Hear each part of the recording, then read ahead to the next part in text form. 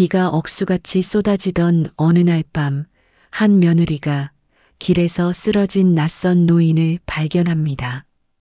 주저없이 노인을 돕고 병원까지 함께 가는데요. 다음 날 찾아온 노인의 가족, 그리고 며느리가 집에 돌아가 시어머니에게 이 이야기를 전하는 순간 모든 것이 달라집니다.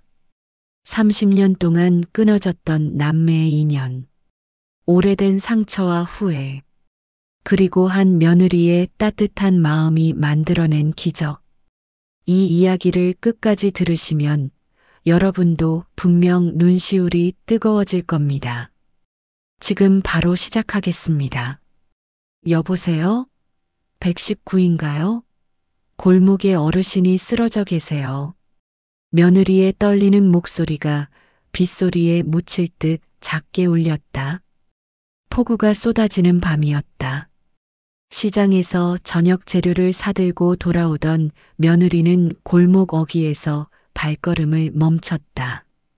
가로등 불빛 아래 흠뻑 젖은 채로 쓰러져 있는 노인이 보였다. 며느리는 잠시 망설였다. 집에는 시어머니가 저녁을 기다리고 있을 것이다. 오늘도 아침부터 작은 일로 시어머니와 말다툼을 했던 터였다.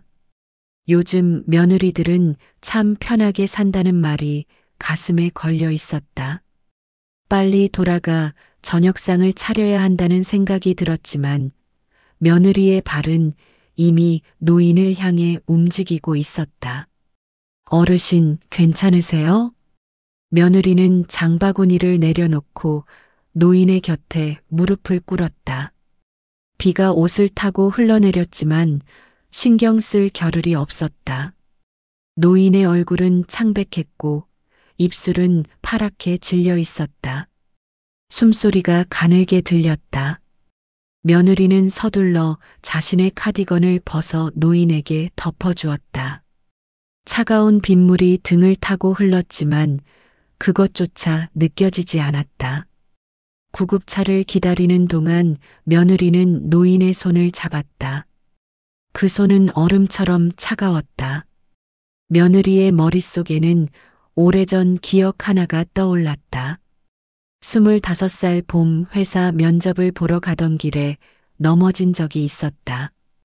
그때도 비가 내렸고 지나가던 한 할머니가 며느리를 일으켜 세워주었다. 그 할머니는 휴지로 며느리의 무릎에 묻은 흙을 닦아주며 말했다. 괜찮아. 다 잘 될 거야. 그날의 따뜻함을 며느리는 잊지 못했다. 면접은 떨어졌지만 그 순간의 위로는 오래도록 남았다. 그래서일까? 며느리는 낯선 이의 손을 놓을 수가 없었다. 구급차가 도착했다. 응급구조사가 노인을 들것에 옮기며 물었다. 보호자이십니까? 며느리는 고개를 저었다. 아니요, 그냥 지나가다가. 그럼 여기서 괜찮으시겠어요? 며느리는 잠시 망설였다. 하지만 노인의 창백한 얼굴이 자꾸 눈에 밟혔다. 제가 함께 갈게요. 구급차에 오르면서 며느리는 핸드폰을 꺼냈다. 시어머니에게 전화를 걸어야 했다. 통화 버튼을 누르려는 순간 손가락이 멈췄다. 시어머니는 뭐라고 하실까? 남의 일에 나서서 뭐하니라고 할까? 아니면 집안일도 제대로 안 하면서라고 할까? 며느리는 결국 전화 대신 문자를 보냈다. 어머니, 급한 일이 생겨서 조금 늦을 것 같아요. 저녁은 냉장고에 반찬이 있으니 드세요. 창밖으로 빗줄기가 거세게 쏟아졌다. 며느리는 노인의 얼굴을 다시 바라보았다. 왜 이 사람을 놓을 수 없는 걸까? 며느리 자신도 그 이유를 정확히 알 수 없었다. 다만 이 순간 누군가가 필요로 하는 사람이 되고 싶다는 마음이 강하게 들었다. 구급차는 빗길을 가르며 병원으로 향했다. 며느리의 젖은 옷에서 빗물이 뚝뚝 떨어졌지만 그녀는 노인의 손을 꼭 잡고 있었다. 이 밤의 선택이 어떤 인연을 불러올지 며느리는 알지 못했다. 응급실의 형광등은 차갑게 빛났다. 의료진이 분주하게 움직였고 며느리는 보호자 대기실에 조용히 앉아 있었다. 젖은 옷이 몸에 달라붙어 불편했지만 자리를 뜰 수가 없었다. 1시간쯤 지났을까? 담당 의사가 며느리를 불렀다. 노인분이 심한 탈수와 저체온증으로 위급했습니다. 조금만 늦었어도 위험했을 겁니다. 며느리는 가슴이 철렁 내려앉았다. 지금은 괜찮으신가요? 네, 다행히 의식은 회복했습니다. 그런데 보호자분이 안 계시네요. 주민등록증을 봐도 연락처가 없고 며느리는 조심스럽게 물었다. 제가 조금 더 있어도 될까요? 의사는 고마운 듯 고개를 끄덕였다. 그러시겠어요? 혹시 연락받으실 분이 있으시면 알려주시고요. 며느리는 다시 대기실로 돌아왔다. 핸드폰을 확인하니 시어머니에게서 전화가 3통 와 있었다. 며느리는 숨을 깊이 들이쉬고 전화를 걸었다. 어디 갔어? 저녁도 안 차리고. 시어머니의 목소리는 날카로웠다. 어머니, 죄송해요. 길에서 어르신이 쓰러지셔서 병원에 같이 왔어요. 남의 일에 왜 그렇게 나서? 빨리 들어와. 조금만 더 있다 갈게요. 보호자가 없으셔서. 전화는 뚝 끊겼다. 며느리는 핸드폰을 내려놓고 한숨을 쉬었다. 가슴이 답답했다. 왜 시어머니는 늘 이렇게 차갑게 대하는 걸까? 며느리는 결혼한 지 3년이 넘었지만 시어머니와의 거리는 여전히 멀게만 느껴졌다. 며느리의 머릿속에 또 다른 기억이 떠올랐다. 어릴 적 어머니를 일찍 여윈 며느리는 외할머니 손에서 자랐다. 외할머니는 늘 이렇게 말씀하셨다. 사람이 사람을 도와주는 게 당연한 거야. 내가 남을 도우면 누군가 너도 도와줄 거야. 그 말을 믿고 자란 며느리였다. 하지만 시집을 온 뒤로는 그런 마음을 표현하기가 점점 어려워졌다. 시어머니는 늘 쓸데없는 일에 시간 낭비하지 말라고 했다. 며느리는 점점 자신의 마음을 숨기게 되었다. 그런데 오늘은 달랐다. 노인의 창백한 얼굴이 자꾸 머릿속에 떠올랐다. 혼자 쓰러져 있던 그 모습이 너무나 외롭게 느껴졌다. 며느리는 생각했다. 누군가의 마지막 순간을 혼자 두고 싶지 않다고. 밤이 깊어졌다. 며느리는 간호사에게 노인의 상태를 확인했다. 노인은 안정을 찾아가고 있었다. 며느리는 조용히 병실 문 앞에 서서 노인을 바라보았다. 노인은 여전히 눈을 감고 있었지만 숨소리는 이제 고르게 들렸다. 며느리는 자판기 앞에 서서 따뜻한 차를 뽑았다. 종이컵을 손에 쥐고 창밖을 바라보았다. 비는 여전히 내리고 있었다. 며느리는 문득 생각했다. 내가 왜 이렇게까지 하는 걸까? 하지만 동시에 알았다. 이것이 자신이 잃고 싶지 않은 마음이라는 것을. 새벽 2시 며느리는 간호사에게 노인이 깨면 연락해달라고 부탁하고 병원을 나섰다. 빗속을 걸으며 며느리는 핸드폰을 꺼냈다. 시어머니에게 다시 문자를 보냈다. 어머니, 죄송해요. 이제 들어가고 있어요. 답장은 오지 않았다. 며느리는 고개를 들어 빗속을 바라보았다.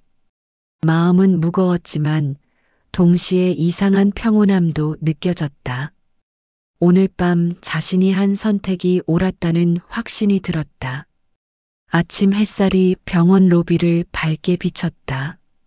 며느리는 새벽에 겨우 눈을 붙였다가 아침 일찍 다시 병원을 찾았다. 간호사는 며느리를 보자 반갑게 인사했다. 어젯밤 그 어르신 아침에 의식을 회복하셨어요. 정말 다행이에요. 며느리는 안도의 한숨을 내쉬었다. 다행이네요. 제가 잠깐 뵐 수 있을까요? 가족분이 찾으러 오실 거예요. 조금 기다리시면.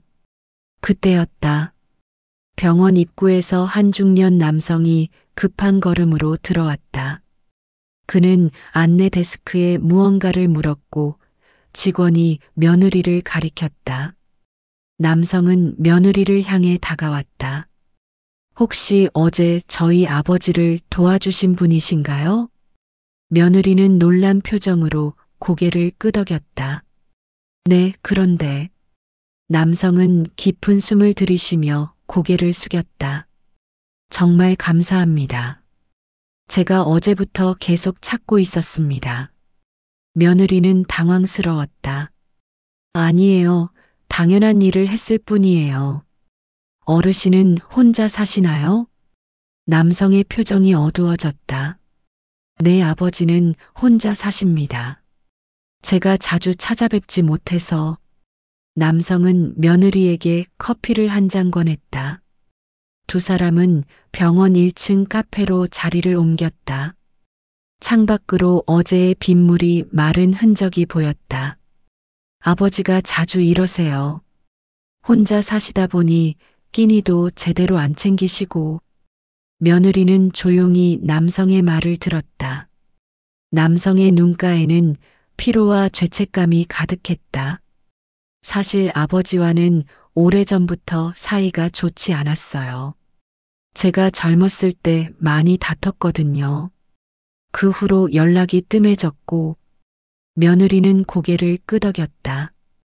가족 간의 갈등은 누구에게나 있는 일이었다. 그런데 며칠 전부터 아버지가 계속 생각나더라고요. 어제도 연락을 드렸는데 받지 않으셔서 집에 갔더니 안 계시더라고요. 그래서 주변을 찾다가 병원에 연락이 왔다는 걸 아침에 알았습니다. 남성은 잠시 말을 멈췄다. 그리고 조심스럽게 물었다. 실례지만 성함이 어떻게 되시나요? 아, 저는 박지은이라고 해요. 남성은 고개를 끄덕였다. 저는 김민호라고 합니다. 정말 감사드립니다. 며느리는 차를 한 모금 마셨다. 그때 남성이 다시 입을 열었다. 아버지는 오래전 가족과 멀어졌습니다. 어머니가 일찍 돌아가시고 아버지는 혼자 사셨어요. 그때 아버지를 많이 원망했었죠. 며느리는 귀를 기울였다. 남성의 말 중 한 문장이 마음에 걸렸다. 가족과 멀어졌다는 표현이 묘하게 시어머니가 예전에 했던 말과 겹쳐지는 것 같았다. 며느리는 시어머니가 가끔 흘리는 말들을 떠올렸다. 사람은 한번 멀어지면 다시 가까워지기 어려워. 후회해도 소용없는 일이 있어. 그런 말들 속에는 늘 씁쓸한 감정이 묻어 있었다. 며느리는 남성에게 조심스럽게 물었다. 혹시 어르신 성함이 어떻게 되세요? 김영수입니다. 왜 그러세요? 며느리는 고개를 저었다. 아니에요. 그냥 궁금해서요. 하지만 며느리의 마음속에는 작은 의문이 자리 잡았다. 김영수. 이 이름이 왜 이렇게 익숙하게 느껴지는 걸까? 며느리는 시어머니가 예전에 말했던 이름을 기억해내려 애썼지만 정확히 떠오르지 않았다. 남성은 시계를 보며 자리에서 일어났다. 아버지 뵈러 가봐야겠습니다. 정말 감사합니다. 며느리도 함께 일어났다. 두 사람은 병실로 향했다. 며느리는 걸으면서 생각했다. 이 노인과 시어머니 사이에 무언가 연결된 것이 있을까? 아직 확신할 수 없었지만 며느리의 마음속에는 작은 예감이 자라나고 있었다. 병실 문을 열자 노인은 침대에 기대어 창밖을 바라보고 있었다. 남성이 먼저 들어가 아버지를 불렀다. 아버지, 괜찮으세요? 노인은 천천히 고개를 돌렸다. 목소리는 여전히 힘이 없었지만 눈빛은 살아있었다. 민호야, 미안하다. 아버지, 제가 미안하죠. 자주 찾아뵙지 못해서. 남성은 며느리를 가리키며 말했다. 이분이 아버지를 구해주신 분이에요. 노인은 며느리를 바라보았다. 며느리는 조용히 인사했다. 안녕하세요, 어르신. 괜찮으세요? 노인은 고개를 끄덕이며 작게 웃었다. 고맙습니다. 젊은 분이 수고하셨어요. 며느리는 자리에 앉으며 말했다. 천만에요. 당연한 일이에요. 남성은 아버지와 며느리를 번갈아 보며 말했다. 아버지, 이분이 없었으면 큰일 날 뻔했어요. 정말 다행이었어요. 노인은 며느리를 다시 바라보았다. 실례지만 혹시 어디 사세요? 저는 성북구에 살아요. 아, 성북구. 노인의 표정이 묘하게 변했다. 뭔가 떠오르는 듯한 표정이었다. 남성은 며느리에게 말했다. 아버지가 젊었을 때 성북구에 사셨어요.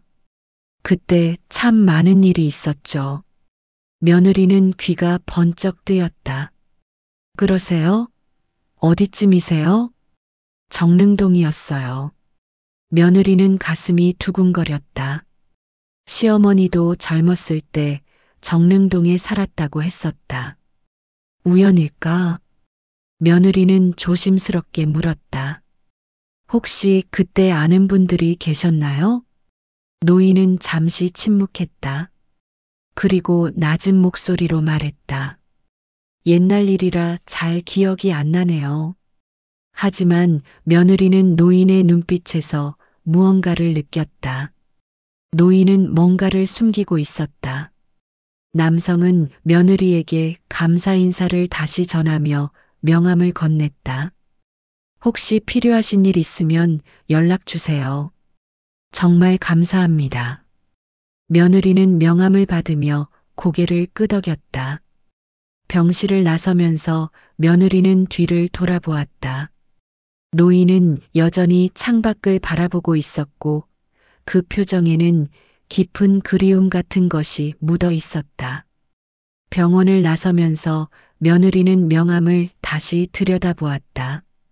김민호, 김영수, 이 이름들이 시어머니와 어떤 연결고리가 있는 걸까? 며느리는 집으로 돌아가는 버스 안에서 핸드폰을 꺼냈다. 시어머니에게 전화를 걸었다. 어머니, 저예요. 지금 집에 가고 있어요. 그래, 빨리 와. 전화는 짧게 끊겼다. 며느리는 핸드폰을 내려놓고 창밖을 바라보았다. 마음속에는 말로 설명할 수 없는 예감이 자리 잡고 있었다. 집에 도착하자 시어머니는 거실에 앉아 있었다. 며느리는 조심스럽게 인사했다. 어머니, 늦어서 죄송해요. 시어머니는 차가운 표정으로 며느리를 바라보았다. 어제 그 사람은 어떻게 됐어? 다행히 괜찮아지셨어요. 가족분도 오셨고요. 그래, 다행이네. 며느리는 잠시 망설이다가 조심스럽게 물었다. 어머니, 혹시 정릉동에 사신 적 있으세요?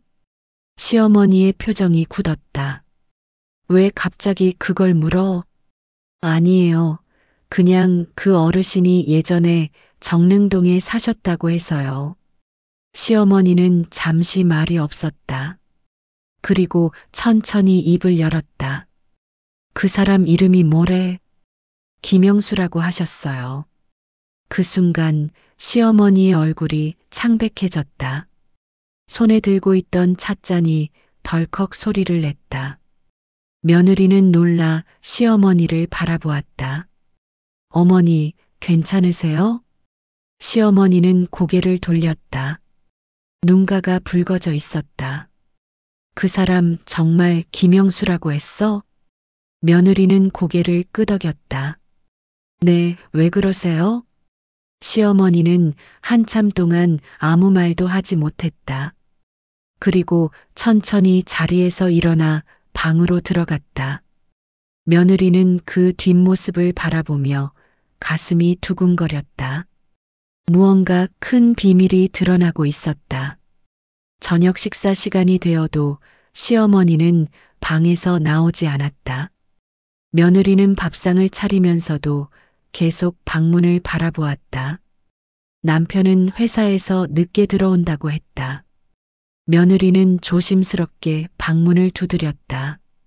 어머니, 저녁 드세요. 나 배 안 고파. 내가 먹어.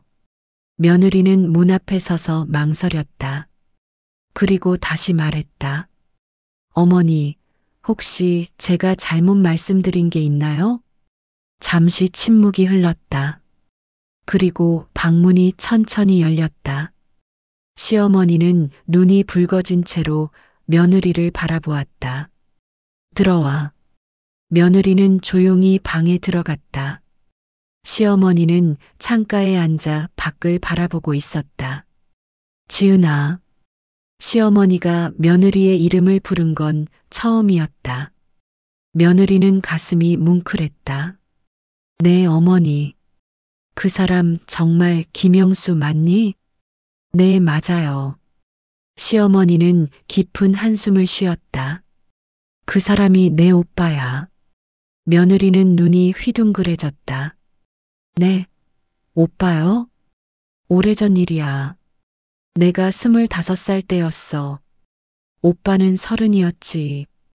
우리 집은 가난했고 오빠는 돈을 벌러 서울로 왔어. 나도 따라왔고. 시어머니의 목소리는 떨렸다.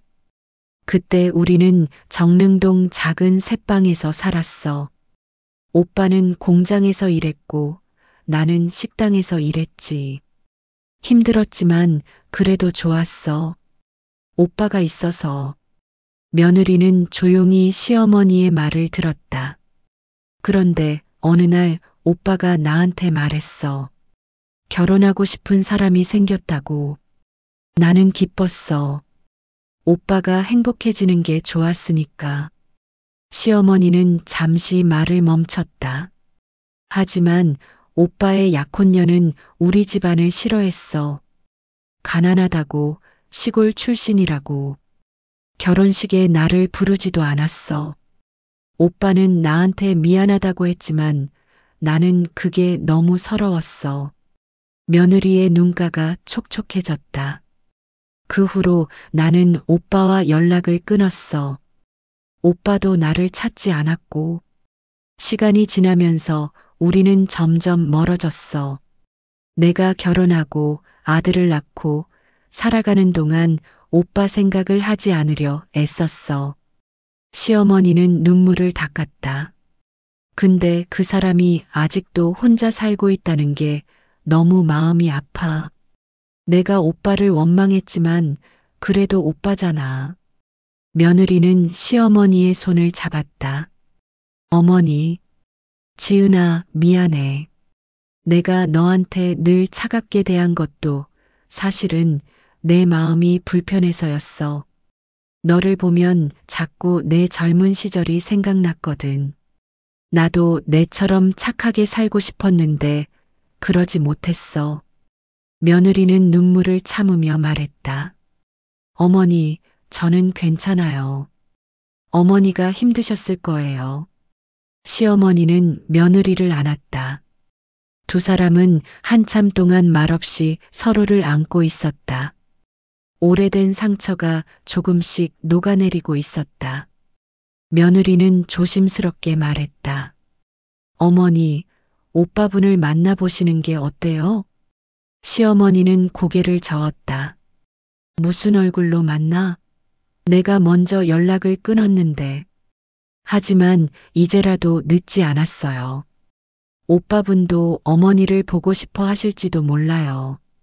시어머니는 한참을 망설이다가 고개를 끄덕였다. 생각해 볼게. 밤이 깊어갔다. 며느리는 방에 누워 오늘 하루를 돌아보았다. 비 오는 밤 우연히 만난 노인이 시어머니의 오빠였다니. 이것이 정말 우연일까? 며느리는 어쩌면 이 모든 것이 인연이 아닐까 생각했다. 며칠이 지났다. 시어머니는 여전히 결정을 내리지 못하고 있었다. 며느리는 조용히 시어머니를 지켜보며 기다렸다. 그러던 어느 날 병원에서 전화가 왔다. 김민호 씨였다. 지은 씨, 아버지께서 깨어나시면서 계속 누군가를 찾으세요. 혹시 아시는 분 있으세요? 며느리는 잠시 망설이다가 대답했다. 제가 한번 찾아뵐게요. 며느리는 시어머니에게 말하지 않고 혼자 병원을 찾았다. 노인은 침대에 앉아 창밖을 바라보고 있었다. 어르신, 괜찮으세요? 노인은 며느리를 보자 반갑게 웃었다. 아, 그때 그분. 정말 고마웠습니다. 며느리는 의자에 앉으며 조심스럽게 물었다. 어르신, 혹시 찾으시는 분이 계세요? 노인은 고개를 끄덕였다. 네, 사실 한 사람이 계속 생각나요. 제 동생이에요. 며느리의 가슴이 두근거렸다. 동생분이요? 네. 이름은 김정희예요. 제가 젊었을 때 많이 미안한 일을 했거든요. 며느리는 숨을 멈췄다. 김정희. 그것이 시어머니의 본명이었다. 노인은 계속 말했다. 동생이 저 때문에 많이 상처받았어요. 제가 결혼할 때 동생을 제대로 챙기지 못했거든요. 그 후로 동생과 연락이 끊겼어요. 며느리는 눈물이 핑 돌았다. 어르신, 평생 후회하며 살았어요. 동생을 찾으려고 했지만 용기가 나지 않았어요. 내가 먼저 동생을 버렸는데 무슨 얼굴로 만나겠어요. 며느리는 노인의 손을 잡았다. 어르신, 동생분도 오빠를 보고 싶어 하실 거예요. 정말요? 네. 저를 믿으세요. 며느리는 병원을 나와 바로 집으로 향했다. 시어머니는 거실에서 TV를 보고 있었다. 어머니, 제가 오빠분을 만나고 왔어요. 시어머니는 놀란 표정으로 며느리를 바라보았다. 뭐? 오빠분이 어머니를 찾고 계세요. 평생 후회하며 사셨대요. 시어머니의 눈가가 붉어졌다. 정말? 네. 오빠분도 어머니한테 미안해 하세요. 이제라도 만나보세요. 시어머니는 한참 동안 말이 없었다. 그리고 천천히 고개를 끄덕였다. 그래, 가봐야지. 다음 날 오후 며느리는 시어머니의 손을 잡고 병원으로 향했다. 시어머니의 손은 차갑게 떨리고 있었다. 어머니, 괜찮으세요? 응, 괜찮아.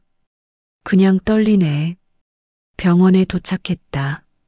며느리는 시어머니를 병실 앞까지 데려갔다. 시어머니는 문 앞에 서서 한참을 망설였다. 들어가세요. 제가 옆에 있을게요. 시어머니는 깊은 숨을 들이쉬고 문을 열었다. 노인은 창가에 앉아 있었다. 문 여는 소리에 고개를 돌렸다. 그 순간 두 사람의 시선이 마주쳤다. 시간이 멈춘 것 같았다. 오빠. 시어머니의 목소리는 떨렸다. 노인은 눈을 크게 뜨며 입을 열었다. 정희야? 오빠 나야.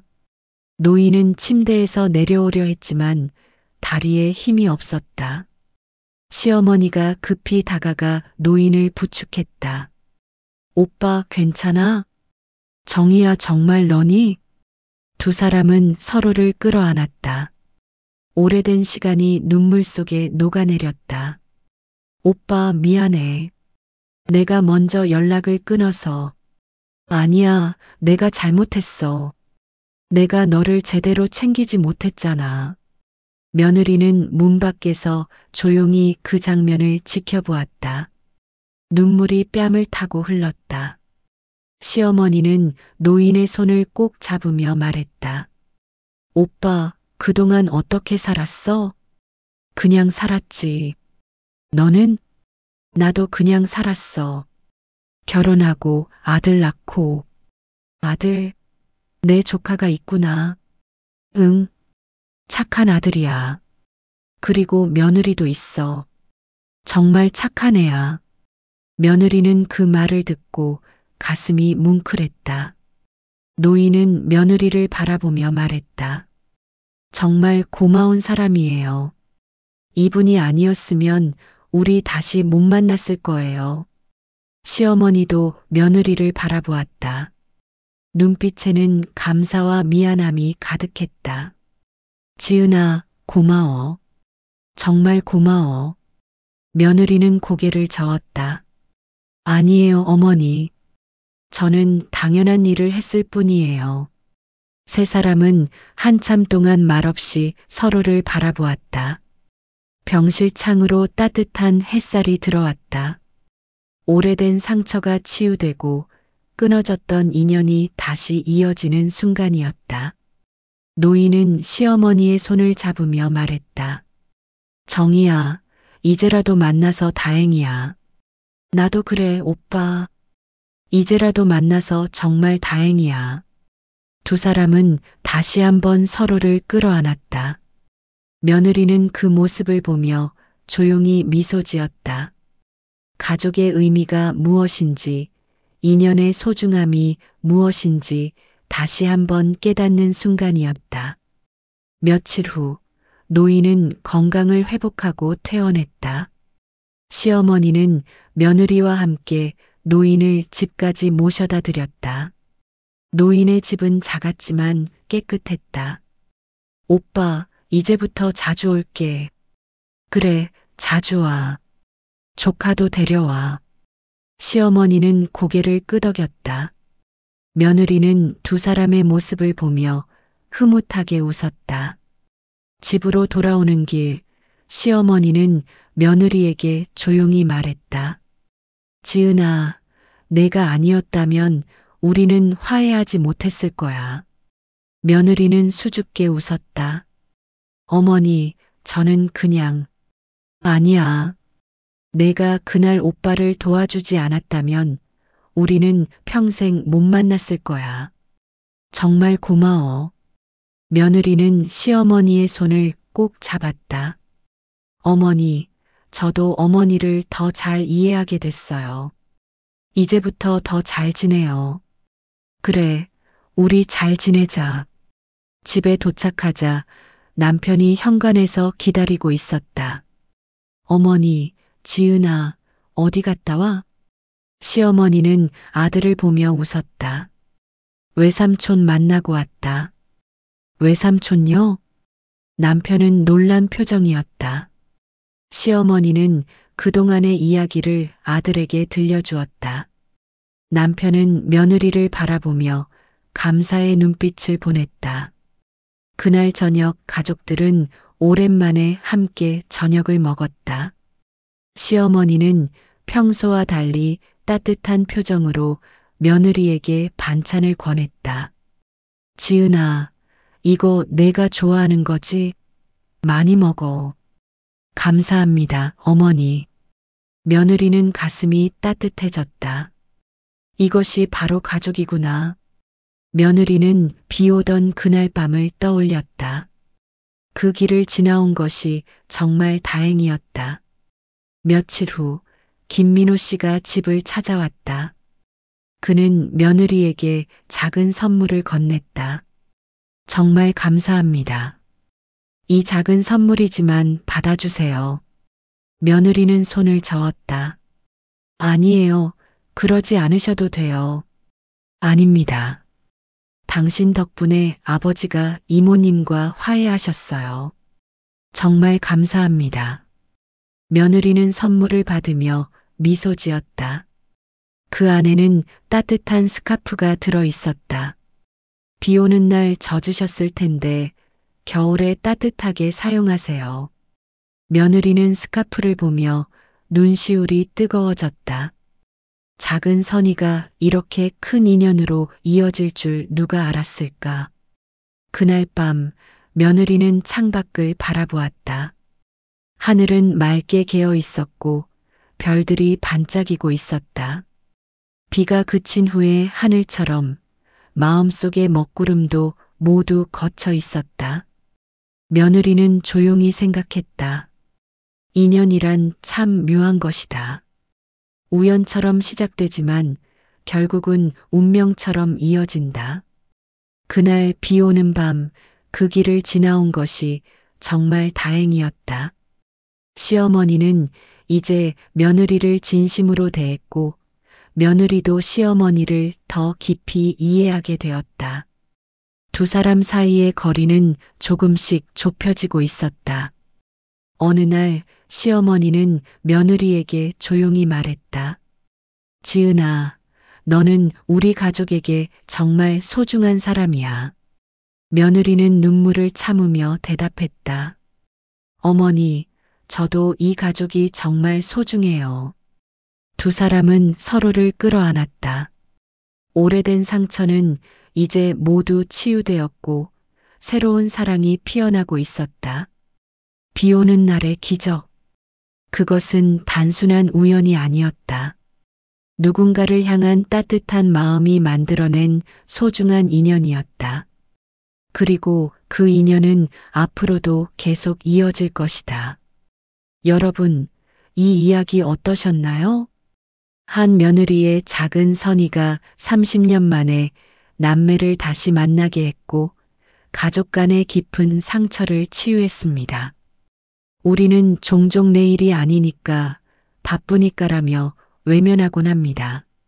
하지만 이 며느리처럼 누군가를 향한 따뜻한 마음 하나가 기적을 만들어낼 수 있다는 것을 이 이야기는 보여줍니다. 혹시 여러분 주변에도 도움이 필요한 분이 계신가요? 작은 관심 하나가 누군가의 인생을 바꿀 수 있습니다. 이 이야기가 여러분의 마음에 작은 울림을 주었기를 바랍니다. 오늘도 이 영상을 봐주셔서 감사합니다.